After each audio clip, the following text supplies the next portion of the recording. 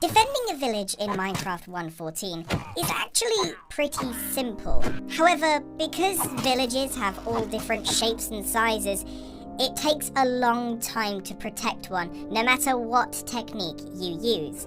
However, in this video, I want to show you a bunch of different ways on how to defend one from the pillagers and, of course, the normal ambient mobs.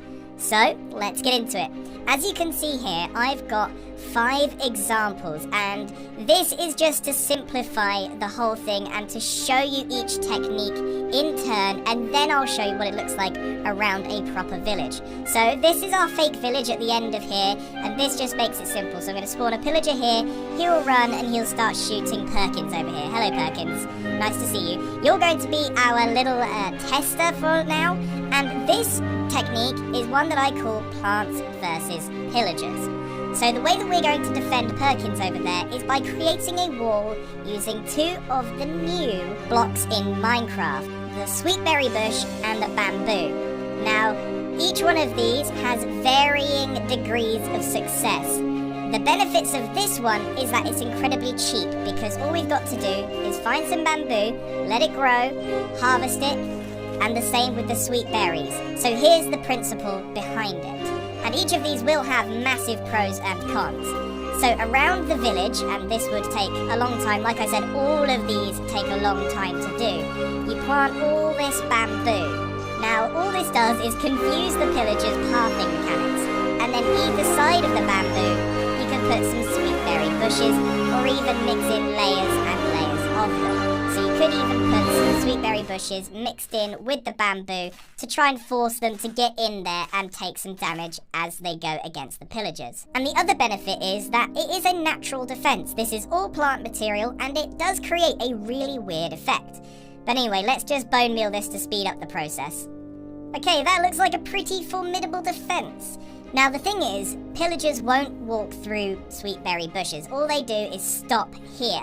However, if you didn't have the bamboo here to block their way, they would still be able to shoot this guy if he had the range, because obviously it's only 1 block high. But you mix in the bamboo and they get very confused. This is a very cheap and easy way to make a wall, and it looks all natural. Spawn in a few pillagers here.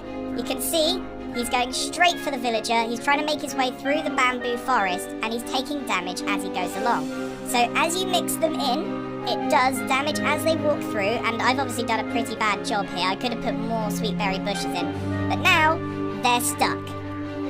They're taking damage and they can't get through. So there's lots of benefits to this. Obviously, I can harvest these and just create more and more sweet berry bushes. Now, even if I let these guys through, somehow they get through, they would just stop there. However, obviously, if they can see me, they will start shooting. But if they're just jumping like that, it gives you the free ability to just shoot them through the gaps in between. Although be careful because they might shoot back. So if you created a really big wall with all the sweet berry bushes and bamboo, they would probably take enough damage to actually die from these. But it is quite a lengthy process. Perkins, I believe you have lived to tell another tale. But what does this actually look like in a real scenario? So let's go and cover a real 1.14 village with this wall defense. And let's see who wins in plants versus pillagers. So I'm going to take the bad omen effect into my village surrounded by the berry bushes and the bamboo.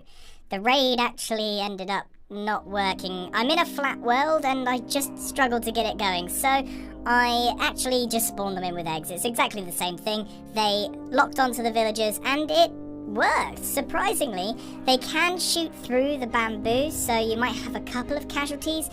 The problem is the Ravager. He doesn't care at all. So the pillagers get stuck, some of them may even die, but the Ravager just sticks around. Okay, so not a perfect design.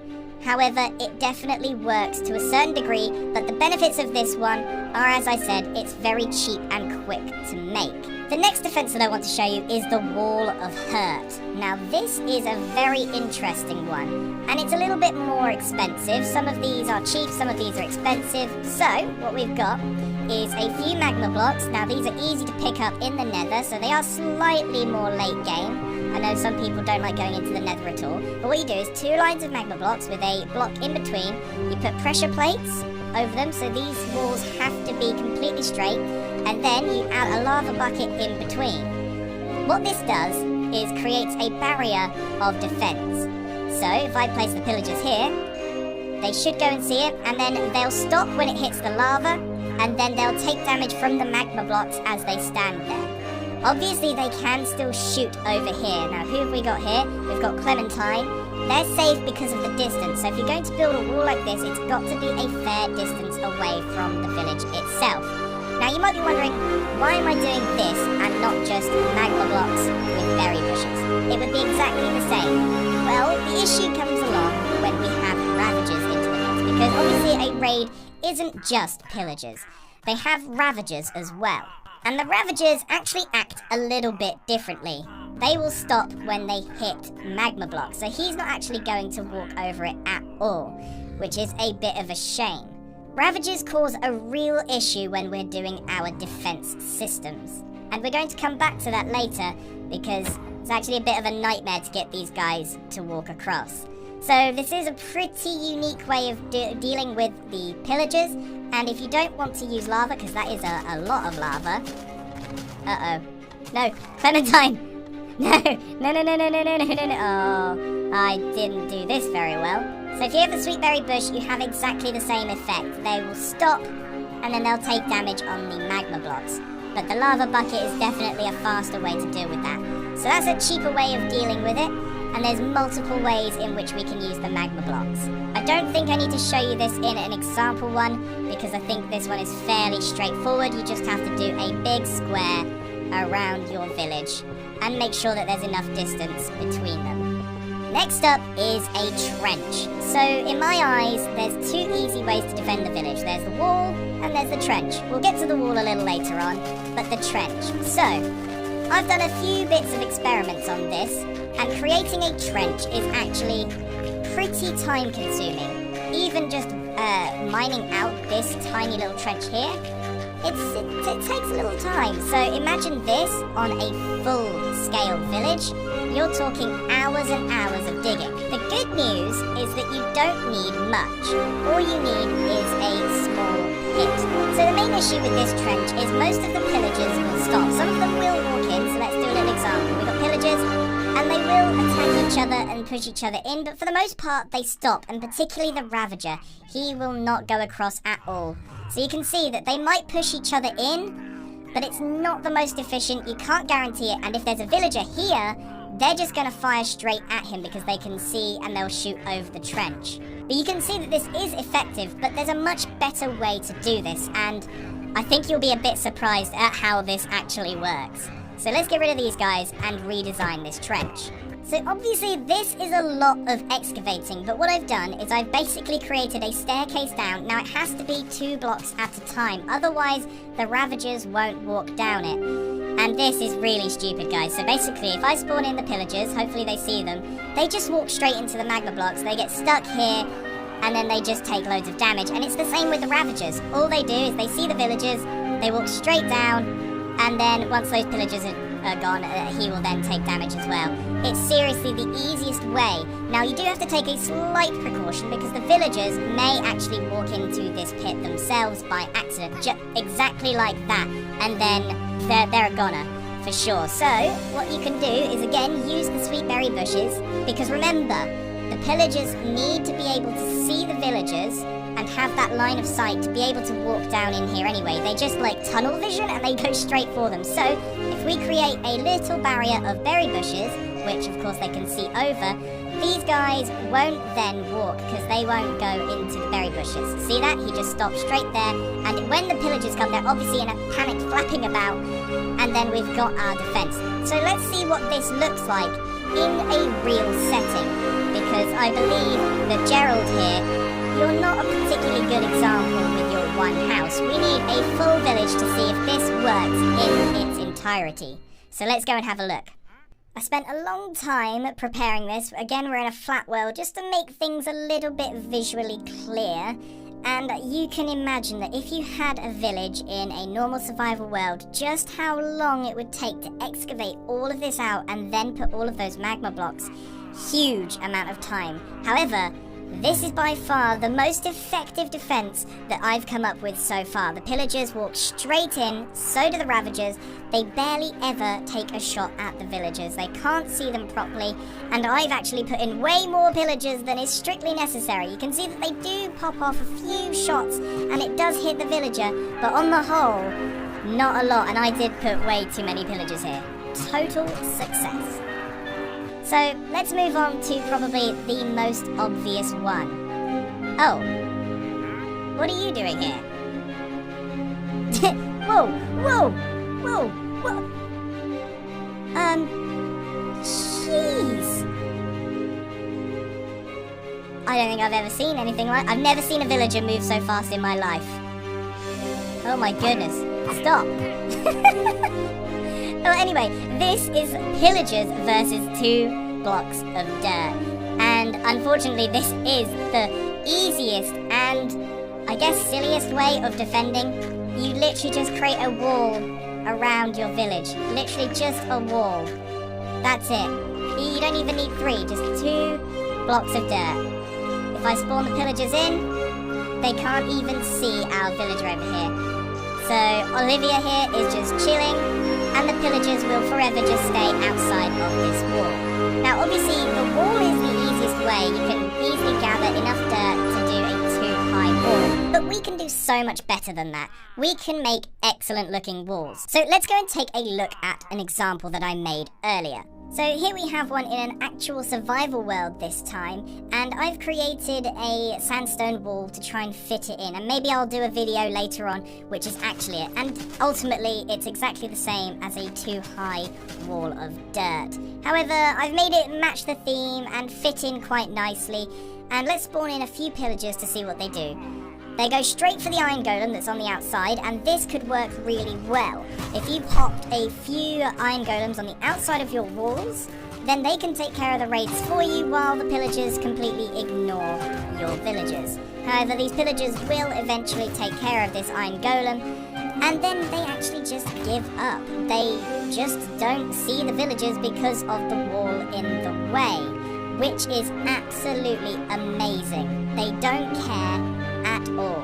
So this is an extremely effective and cheap way of doing this. However, the main way to get rid of them is through iron golem spawning, which is very, very expensive. So I would call this a success, and the wall, I think, looks pretty cool as well. So yeah, it definitely works, but unfortunately the pillagers will just hang around outside. This doesn't actually kill them at all. So, as far as it goes, it's effective, but not that effective because you haven't actually got rid of any of them. So let's move on to our final one. Now this one is, again, a fairly obvious one. The villagers do this themselves. Basically, you create your own iron golem army. Now I'm not sure why that didn't spawn. There we go. So I've now got my own army. I don't need a wall, I don't need a trench, I don't need anything because the pillagers, well, let's be honest, they don't stand a chance. Even the ravagers don't stand a chance. These guys deal so much damage and they take care of them very, very quickly. But there is a very big issue with this particular design. With it being open warfare, like it is, like it is there, there's a slight issue. Basically, these guys can't be everywhere. Obviously, in this test laboratory setting, these guys are all stuck in a tube. And that's not exactly a fair experiment. So let's go and have a look what this looks like in a real setting. Because it does work, it's just not perfect. This time, I've actually got a real raid to show you, and I've put iron golems all over it to show how they would work with the terrain and stuff. And as you can see, they do a pretty good job, especially when there's only a few pillagers, because the iron golems outnumber them. Now, I did do quite a lot of iron golems, which leads me to the biggest downfall. It's so expensive. We're talking hundreds of blocks of iron to produce even a small army of iron golems, which is out of reach for a lot of players.